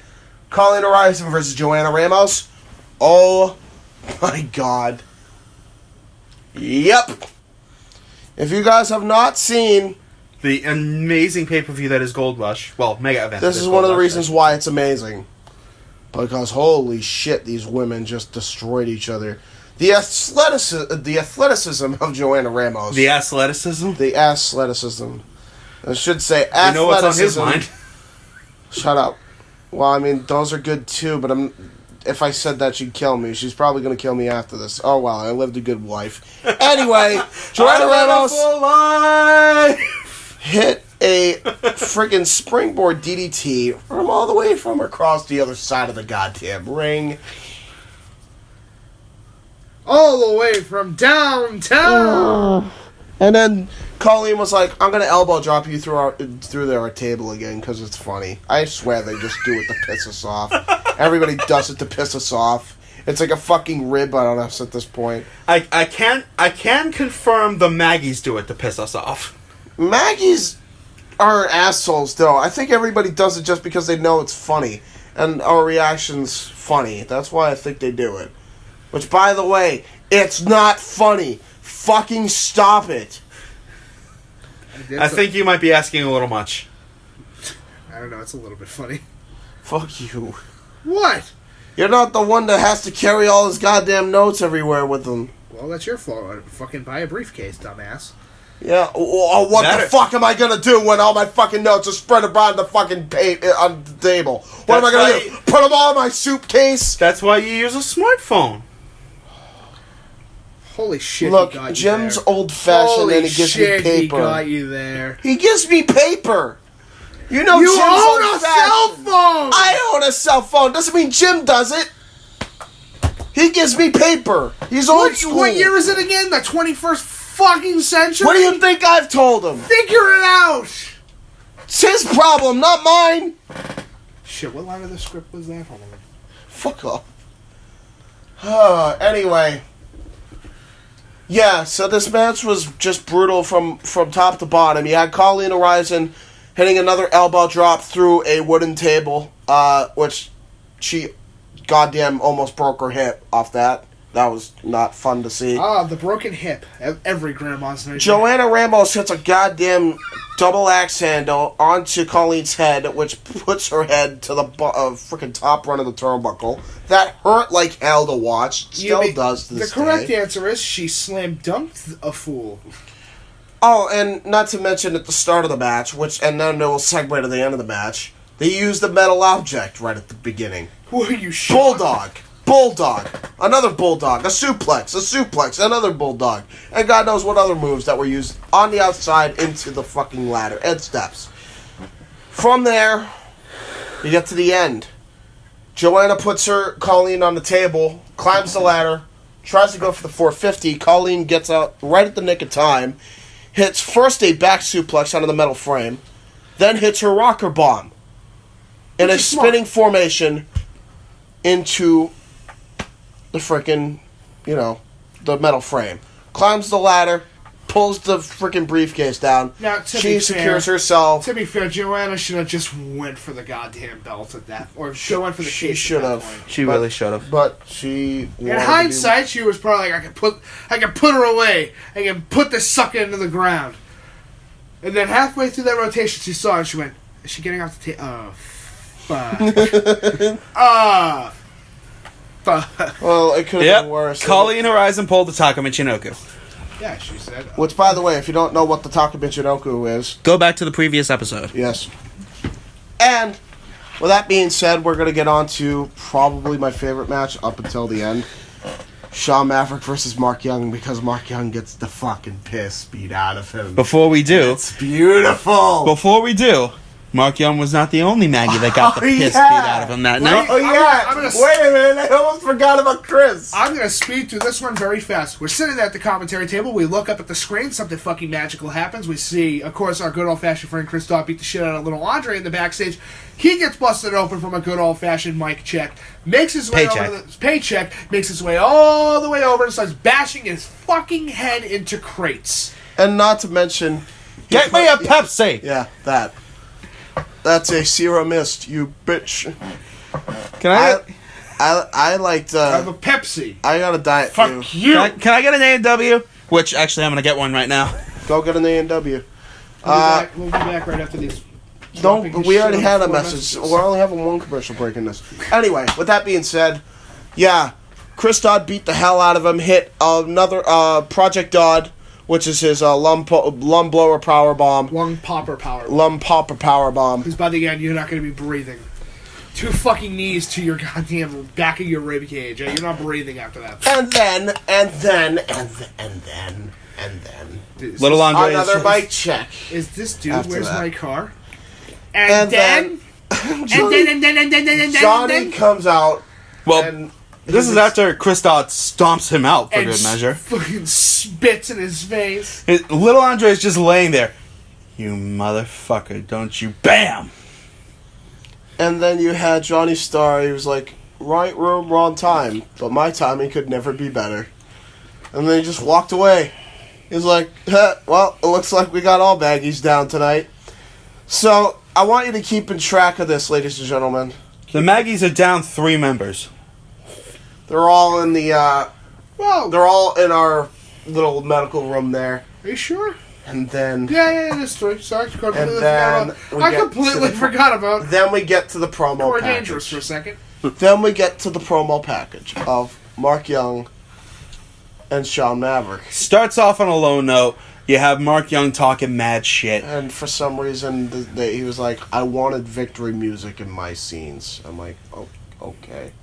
But then... But then we hear this shredding guitar kick in, 3 beats, and all we see is 3 with the metalhead, dude. And all we see is 3 Titan punches to his respective opponents thus far in the tournament, and everybody and their mother that was watching this event was saying, oh shit. Oh, Mark Young, you done fucked up, son. He just, the minute he said, Do you understand what you've done the past 8 weeks? And more importantly, are you prepared for the consequences? He was not prepared for the consequences. He was not. Oh my god, the hush of the crowd was just... It's the loudest... You could hear a pin drop. It was the loudest silence I have heard in my life. That sounds really dumb now that I'm thinking about it. Dude, the silence speaks 1,000 words sometimes. Yes, it does. Did it. And then... If one of you motherfuckers starts singing Sound of Silence, I'm gonna kill somebody. Within the sound... Ow. Rick Flair chopped me. Woo! Anyway, we get to the match. Maverick makes his I got a big dick entrance. How's that gonna sound on playback? It's gonna probably sound like a chop, because it was a chop. Anyway, Sean Maverick makes his I got a big dick entrance. After Mark Young makes his I got an even bigger dick entrance, but I only have one testicle. And the match happens, and oh my god, the first move of the match... The Mihawk clothesline. Broke Mark Young in fucking half. You had... I'm not even... there's too many combos to name. You had so many suplexes. I'm talking more than Brock Lesnar. All Brock Lesnar does is like German's belly to belly. Now imagine you have him doing German's belly to bellies, but on top of that he's got like... He throws... protoplexes. He just throws everything at you, including a literal fucking kitchen sink. Pretty much. He just hit everything. He would have if he had access to it, because, can't get out of the cage without getting disqualified. He used the cell block to the best of his ability, smashing Mark Young's head into the cage about 100 dozen times. Got the first fall pretty easily. And the next thing you know, Sean just starts removing the turnbuckle pads. Steel's exposed. To which I'm like, oh. Man. And he starts taking Mark Young on, in his words, the excruciating tour of the battlefield, weapons free. Except the metal part of the turnbuckle is technically a weapon, but we'll just pretend it's not because it's so cool. He smashes his head. Besides, twice. Who cares in the cell block? The only way you can get disqualified is if you leave the cage. Yeah, he just... Watch what he does. He whips him into all four corners. Just watch the match, okay? What happens is Sean literally uses the entire fucking cage as a toy. Mark would retaliate.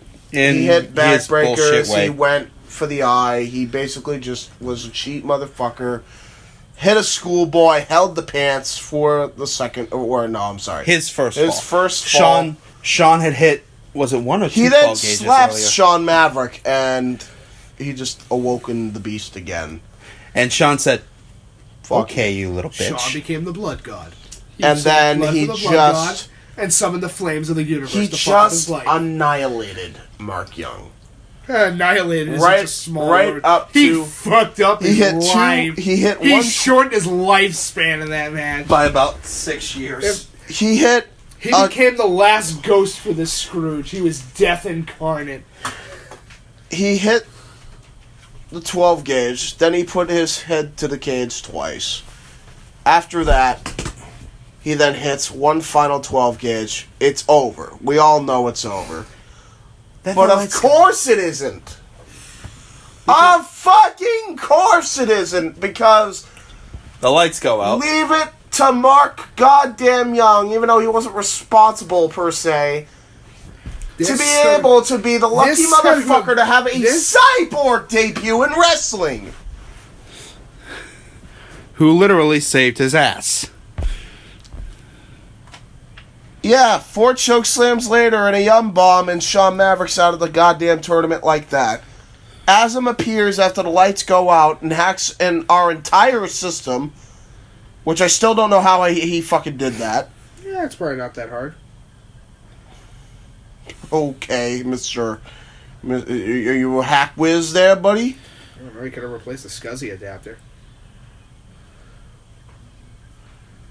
Okay, maybe. Sure. I don't know what that is. I don't want to know what that is. It'd probably give me a headache. Anyway. Speaking of headaches, Sean Maverick had one. Such a bad one that apparently the lights went off and he decided to take, Asm decided to take him for an even bigger headache. Mark Young wins. Fuck him. Fuck the Maggies. Did I say that already? I'll say it 100 more times. Fuck the Maggies. Yeah, then Michael X tracks down Mark Young as he's trying to skedaddle. Thinking he had something to do with it. We all thought he had something to do with it. Hell, you almost quit over it. Yeah, oh yeah, that happened. Because you's a bitch. I'm tired of him. You want to know how tired I am of this guy? Anytime, dude, I physically refuse to remember anything about his matches. I don't want to remember a thing because he pisses me off that much. Fuck him. He's such a douchebag.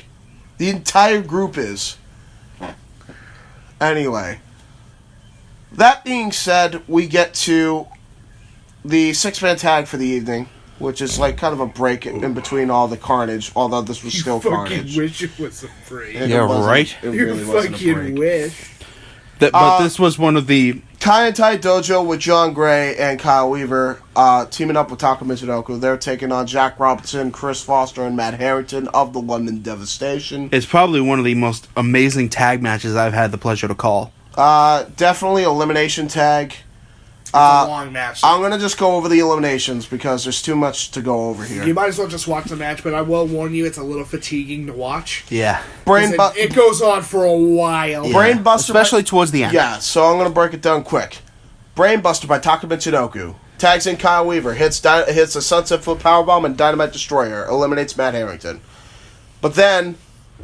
Jack and Chris end up hit a double intellectual super kick. They've gone into tactical assault mode, basically. Yeah, they went for an elbow drop through our fucking table again, and then hit a... at a certain point, you just gotta get over it. A Fisherman Buster by Jack Robinson. You think it's over. Nope.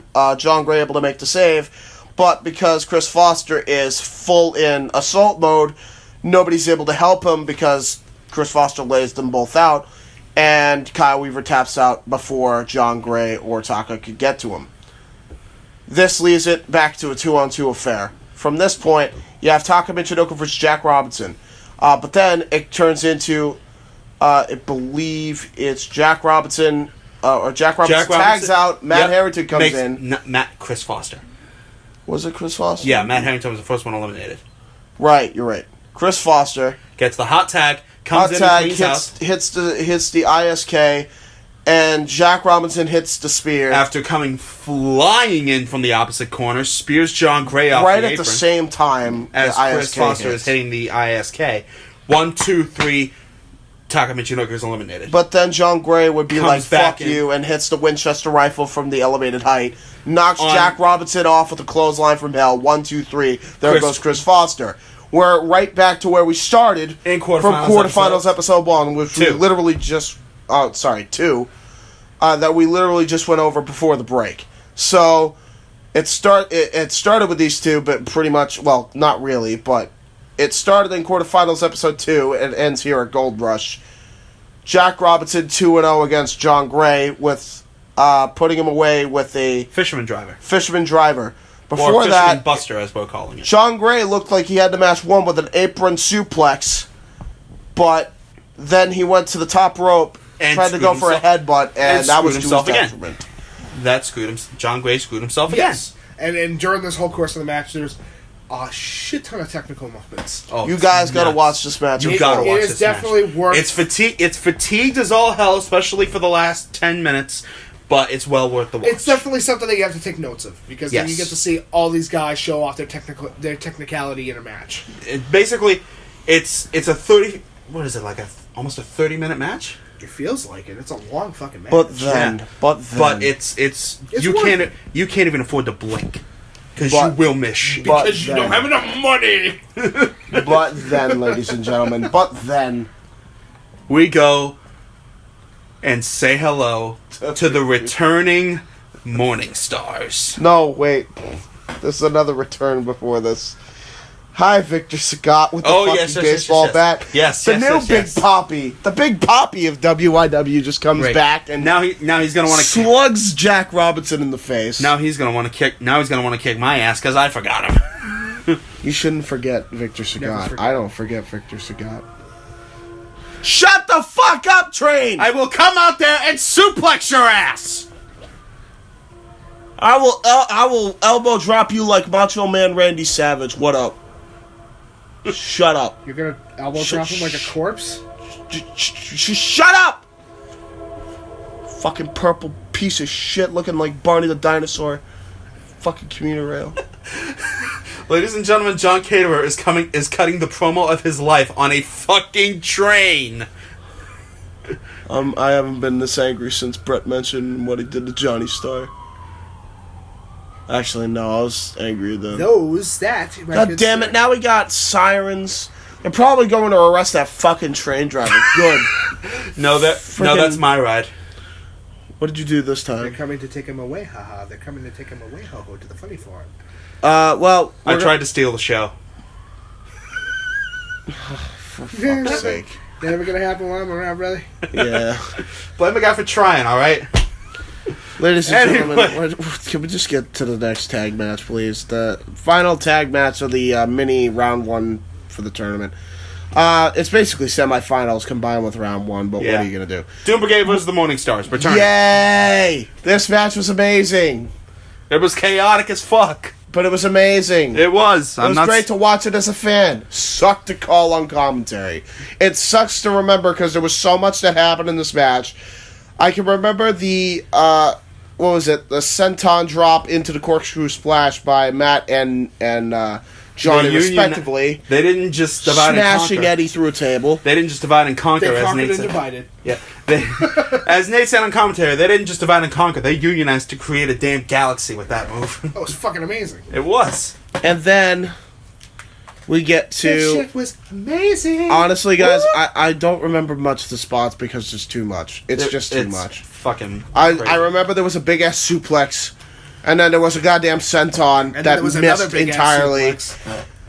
We'll get to the ending spot from there. You have Matt Nova hitting a Nova neckbreaker and unable to capitalize. Then Eddie hits the Doom Valley driver into a ladder, knocking Matt out.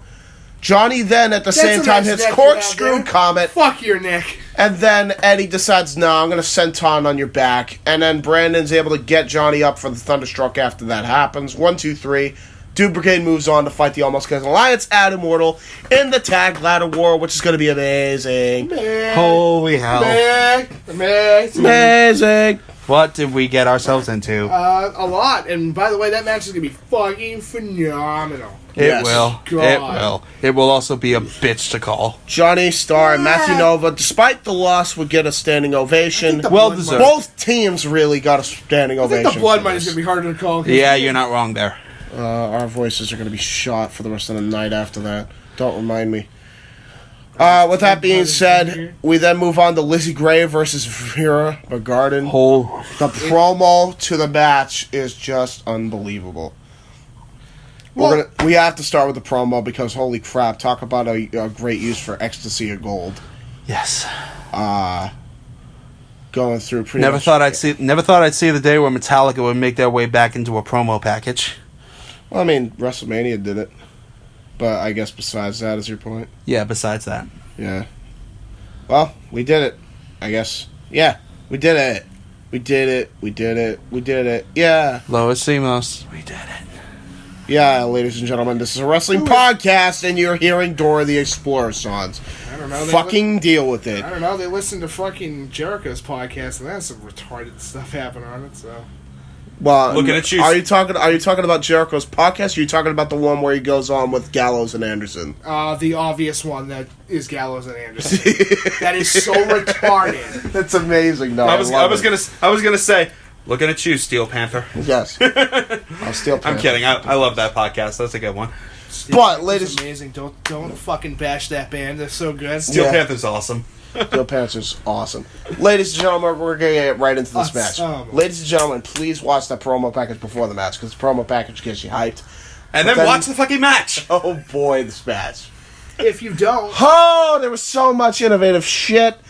We got a senton, freaking Whisper in the Wind senton, where Vera literally sacrifices herself to put a ladder right into the face and face of Lizzie Gray. Of Lizzie Gray. After a buckle bomb through the 2 steel steps on the fucking ladder.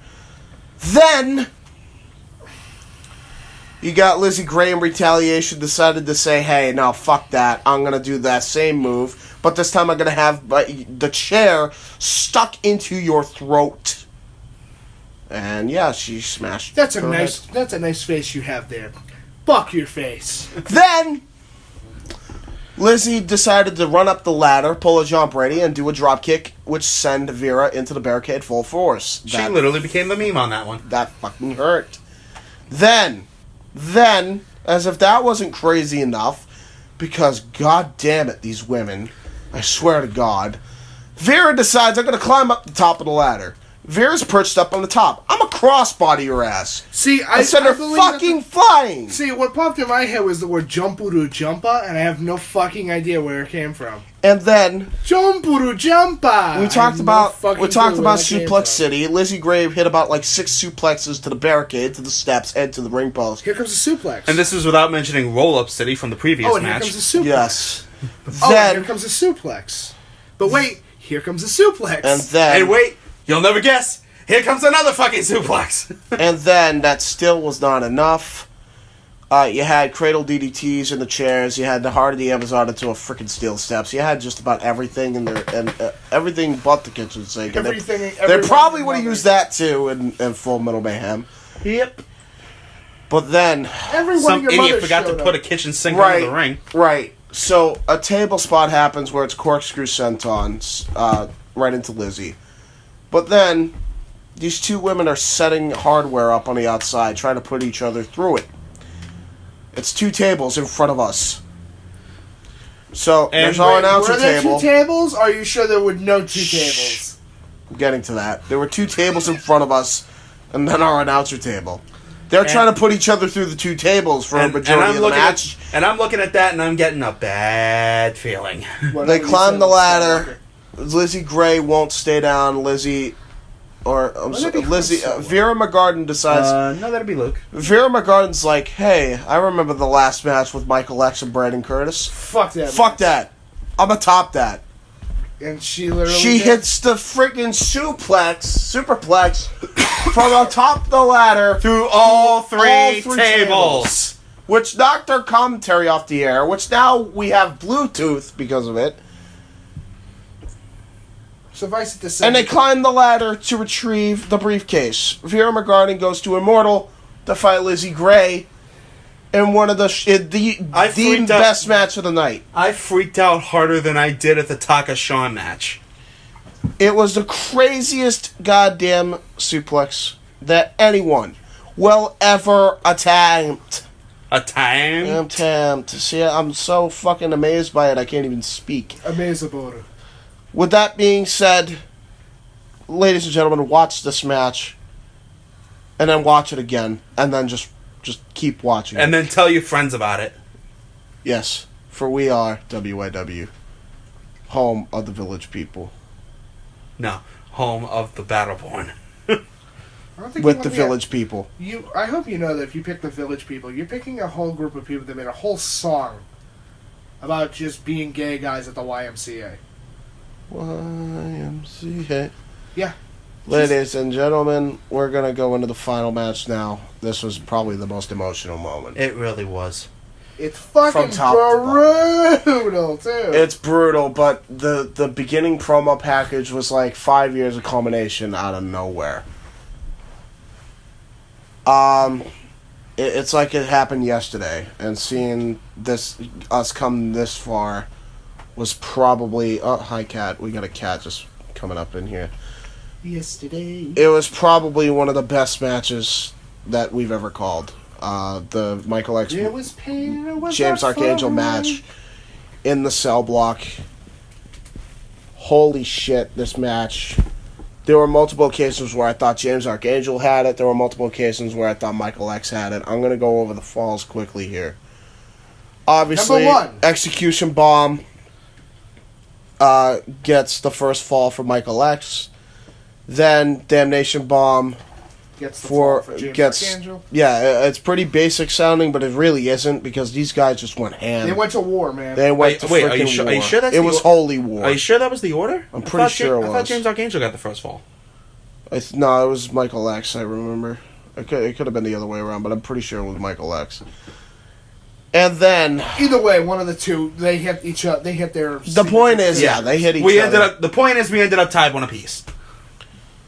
It was just a brutal match. I can't go over spot for spot. This is a match you literally have to watch. All I'm going to do is go over the ending spot and be done with this. We can give you the story. It was basically, what were James Archangel and Michael X willing to do to each other? And they love each other. They consider each other their brothers. But if the Gold Rush tournament proved anything, with Brendan Curtis and Eddie Kelly and Chris Phoenix and Jones Meister, and everything in between... What were they willing to do to each other to advance? Yeah. Well, we found out when Michael X decided to pull a freaking high knee right to the face of Archangel after a slugging shot right to the head. It was a shining wizard knee. Ponto Kiko. And then hit the goddamn execution bomb from the top rope, driving James Archangel down to the mat. 1, 2, 3 Michael X versus Mark Young, your main event of WYW Immortal. Now, because of what happened earlier in the night with Azam, Mark Young got his, his stipulation. So I just had to shut the door because, yeah. Starting to feel a little wet out there? Yeah, a little bit, and I don't want shit getting soaked up in here. Yes, indeed. You had... Oh, so everybody knows we're in an apartment with a screen door. So. Yeah, pretty much. Yeah. Oh, well. Mine specifically. Yes. Oh, well. Ladies and gentlemen, then we talk about this. Because of what happened earlier in the match with Mark Young, Michael X was allowed to pick a stipulation. Mark Young comes out... After you negotiated with Jim Cornette. Yeah, I had to negotiate for that to happen because otherwise I was going to walk. Because I'm not dealing with this guy even having any chance to have the championship. So, with that being said, Mark Young, of a good time. You know, coming out, running his mouth as freaking usual. He's having a good time. Michael X just laughs. And we're like, oh no. And says his stipulation is hell in a cell. Honestly, and it's still, and ladies and gentlemen, we can confirm here on this podcast, this Hell in a Cell match is 2 out of 3 false. No holds barred as well. False count anywhere. Anywhere. False count anywhere. Anywhere. So Mark Young's about to get his shit kicked in. So I'm going to tell you this, ladies and gentlemen. If you happen to be, having the crowd seats, please bring yourself either a poncho or a shield. Or a shield, because you're going to be in the fucking splash zone for the amount of blood that's going to come from these. Also, get a helmet. You might need it. Yes, I would recommend a helmet. You never know. Just bring a helmet. Watch for flying bodies and metal objects. I think that's the line of most suicide prevention hotlines. Watch out for flying bodies. We don't talk about that. Mark Young gets into the face of Michael X, and we think that's going to be the show closer. All of a sudden, our systems start getting hacked again by Azam's device, whatever the fuck he's using.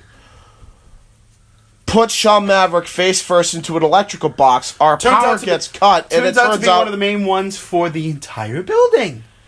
And then the next thing you know, the entire system of the arena gets hacked by El Diablo and Black Shadow, a.k.a. Xavier Nightingale, making their on-screen debuts in...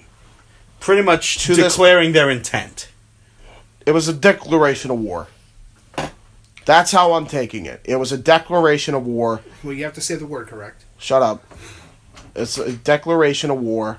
I stand by it. I think it's a declaration of war. And I guarantee you Sean Maverick is going to agree with you. I guarantee you everybody... Well, I mean... Everybody is already in agreement. That's the best thing about it, is that we could just wait and see what happens. Yeah. Granted, the waiting is the hardest part. Yeah, but...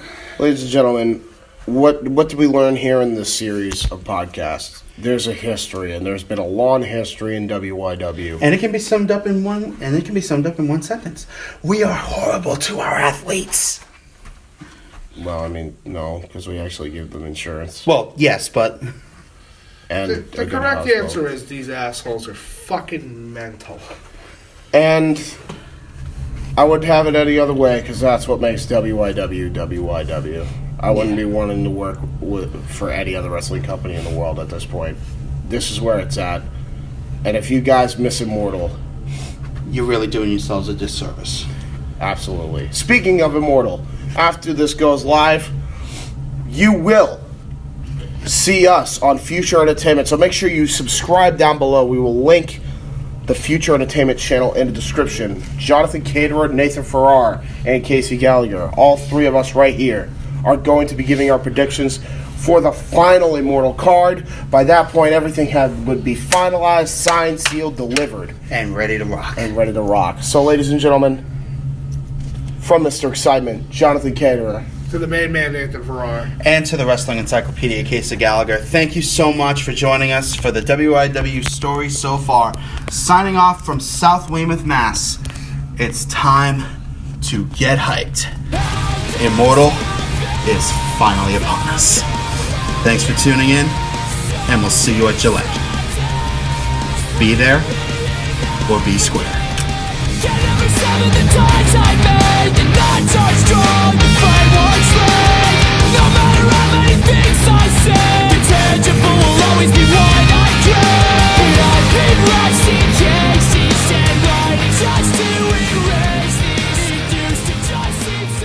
A table from hell with the Psycho Asylum. An Iron Man match of factorial proportions. Man. In this fight, I will melt you down to slag. Versus Machine. I calculate a 0.85% chance that you will win in your current condition. Full Metal Mayhem. Colleen Horizon. When you throw me into the wolves, I will return leading the pack. Vera McGarden. I'll do anything to be the warrior on top. For the Athena title, best friends turned bitter rivals. Johnny Star. Don't get in the way of the star or you'll get burned. James, the Archangel. I'm the real star of this brand. For the international title, the Outsider, Mark Young. The Executioner, Michael X. For the WYW World Heavyweight title. 2 out of 3 fall. Inside. In a hell in a cell. WYW Immortal this Saturday night. Now available on these streaming platforms.